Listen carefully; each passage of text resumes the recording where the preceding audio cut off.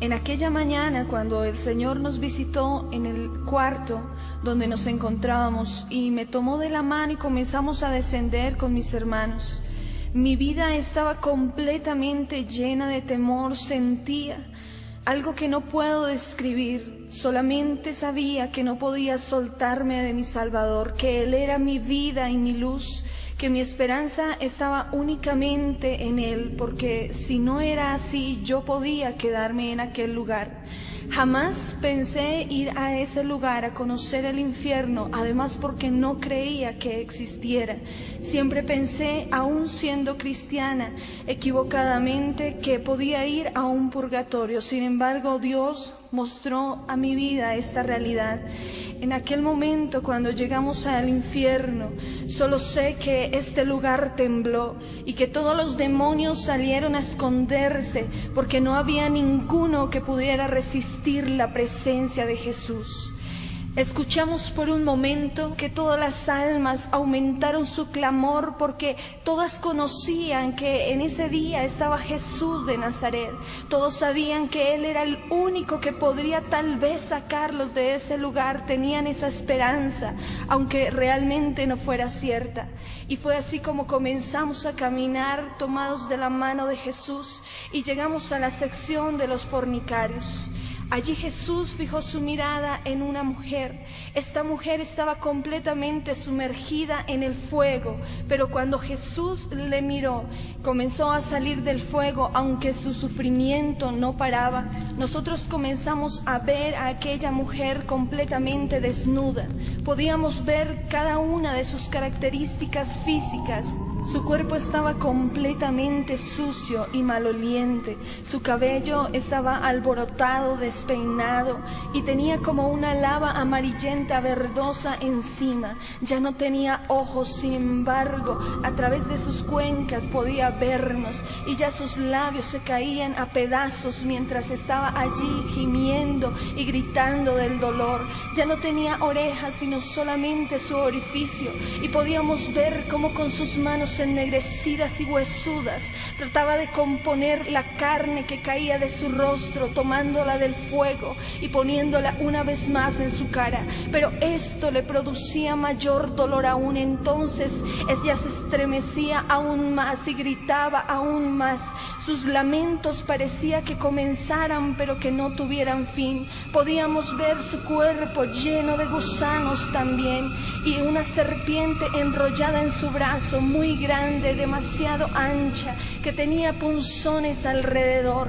Esta mujer tenía taladrado el 666, el número de la bestia del cual nos habla la palabra en Apocalipsis. Tenía una placa en un material muy extraño que no conocíamos, no lo podíamos distinguir. Sin embargo, veíamos que este material no se consumía con el fuego y que esta placa no se caía por ningún motivo, sino que permanecía fija en su pecho.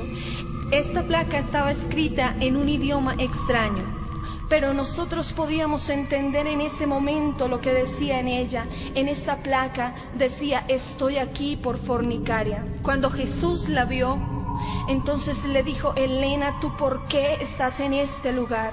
Elena, mientras hablaba con Jesús, se retorcía y gritaba a causa del dolor que le producía su castigo.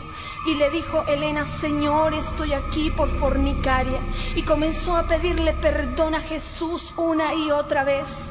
Sin embargo, en un momento comenzamos a ver la historia de su muerte. Elena se encontraba teniendo una relación sexual con uno de sus amantes, porque creyó que el compañero con el que ella vivía había salido de viaje, pero él volvió a su casa, la encontró con su amante.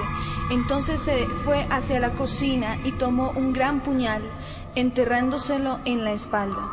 De esta forma, Elena murió y fue conducida hacia el infierno. De la misma forma como había muerto desnuda, así mismo se veía en el infierno. En el infierno todas las cosas se materializan, y podíamos ver aún presente ese puñal clavado en su espalda, que le producía un gran dolor allí a Elena. Para ese entonces ella llevaba 7 años en este lugar. recordaba uno a uno de los instantes de su vida, recordaba cada momento de su muerte, recordaba también que un día tal vez le habían predicado a ese Jesús que ahora tenía enfrente suyo y que era el único quien podría salvarla, pero ya era tarde para ella como para todos cuantos estaban allí en el infierno. La palabra de Dios tiene bastante claridad acerca de la fornicación. Fornicación es tener relaciones sexuales sin ser casados. Primera de Corintios capítulo 6 y verso 13 dice: las viandas para el vientre y el vientre para las viandas, pero tanto al uno como a las otras destruirá Dios. Pero el cuerpo no es para la fornicación, sino para el Señor, y el Señor para el cuerpo. Ahí mismo en Primera de Corintios 6, 18 dice: huid de la fornicación. Cualquier otro pecado que el hombre cometa está fuera del cuerpo, mas el que fornica contra su propio cuerpo peca. En ese momento en que Jesús terminó su diálogo con ella, vimos una gran cobija de fuego que la sumergió y no volvimos a verla. Solamente escuchábamos el quemar de su carne y un gran gemido que no podré describir nunca.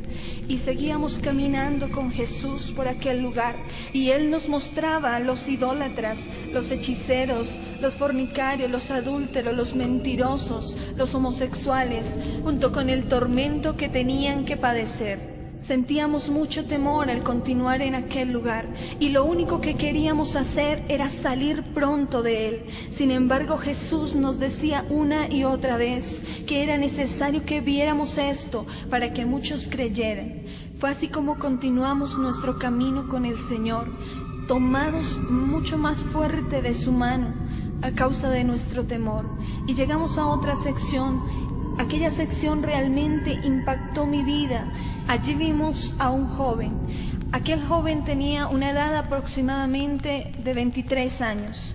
Este joven estaba suspendido hasta la cintura en medio de las llamas. No pudimos ver exactamente cuál era su castigo, pero observábamos en su frente el 666 taladrado y de igual forma una placa en su pecho que decía: estoy aquí por ser normal. Este joven, cuando vio a Jesús, extendía sus manos hacia él, clamando misericordia también. La palabra de Dios dice en Proverbios 14:12: hay camino que al hombre le parece derecho, pero que su fin es camino de muerte. Cuando nosotros leímos en aquella placa: estoy aquí por ser normal, le preguntamos a Jesús: Jesús, pero ¿cómo así? ¿Acaso a este lugar se viene por esta causa? Y Jesús entonces le dijo: Andrés, ¿por qué estás en este lugar? Y Andrés le dijo: Jesús, mientras vivía en la tierra, yo pensaba que solamente robar y matar eran pecados, y por eso nunca me acerqué a ti. Salmos 9:17 dice: los malos serán trasladados al Seol, todas las gentes que se olvidan de Dios. Andrés se equivocó en gran manera al clasificar el pecado como muchos lo hacen en la actualidad. Jesús dice en su palabra: la paga del pecado es muerte, mas la dádiva de Dios es vida eterna. Y cuando nos habla de pecado, no lo clasifica. Andrés tuvo oportunidad de conocer a Jesús porque él mismo lo reconocía, pero él desaprovechó esa oportunidad que Dios le había dado. Tal vez tuvo miles y miles de oportunidades más de volver su rostro a él, pero nunca quiso, y por eso se encontraba en ese lugar.